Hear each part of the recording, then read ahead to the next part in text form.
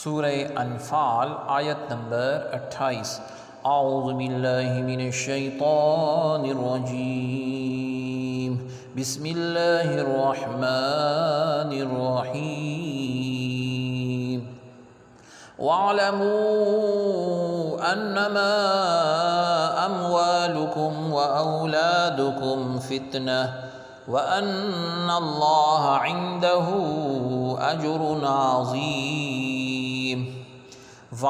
اور اعلموا جان لو، انما بے شک، اموالو مال، کم تمہارے، اور اولادو اولاد، کم تمہاری، فتنتن آزمائش ہیں، اور انا بے شک، اللہ رب العزت، عندہ پاس یا نزدیک، ہو اس کے، اجر بدلہ ہے، عظیم بڑا۔ بامحاورہ ترجمہ، اور جان لو کہ بے شک تمہارے مال اور اولاد خرابی میں ڈالنے والے ہیں، اور یہ کہ اللہ کے پاس بڑا ثواب ہے۔ آیت مبارکہ کا خلاصہ یہ ہے کہ اللہ تعالیٰ عز و جل نے مسلمانوں سے فرمایا کہ اللہ رب العزت نے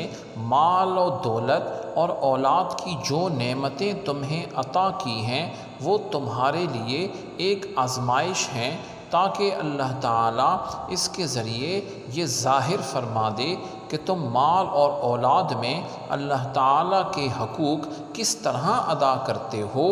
اور اللہ تعالیٰ کے احکامات پر عمل کرنے میں مال اور اولاد کی محبت تمہارے لیے رکاوٹ بنتی ہے یا نہیں بنتی۔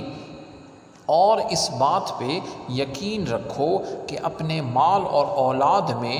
جتنا تم اللہ رب العزت کے احکام کے مطابق عمل کرتے رہو گے، اس کا ثواب اللہ رب العزت ہی کے پاس ہے، لہٰذا تم اللہ تعالیٰ عز و جل کی اطاعت کرو تاکہ آخرت میں تمہیں بے شمار اجر دیا جائے۔ تو آیت مبارکہ میں مسلمانوں کو یہ تعلیم دی گئی ہے کہ انسان کی زندگی دو مصروفیات میں گزر جاتی ہے، ایک مال کمانے میں، ایک اولاد کے ساتھ، اور یہ آزمائش اور امتحان ہے۔ جو لوگ اپنے مال اور اولاد کے ساتھ اللہ رب العزت کی اطاعت کرتے ہیں وہ اپنی اس امتحان اور آزمائش میں کامیاب ہو جاتے ہیں، اور جو مال اور اولاد کے ساتھ اتنے مصروف ہو جاتے ہیں کہ انہیں اپنی آخرت اور اطاعت رسول اور اطاعت اللہ کا خیال نہیں رہتا، تو وہ اس آزمائش میں ناکام ہو جاتے ہیں۔ سبحانک اللہم و بحمدک، اشہد ان لا الہ الا انت، استغفرک و اتوب الیک، وصلی اللہ تعالی علی خیر خلقہ محمد وعلی آلہ وصحبہ اجمعین برحمتک یا ارحم الراحمین۔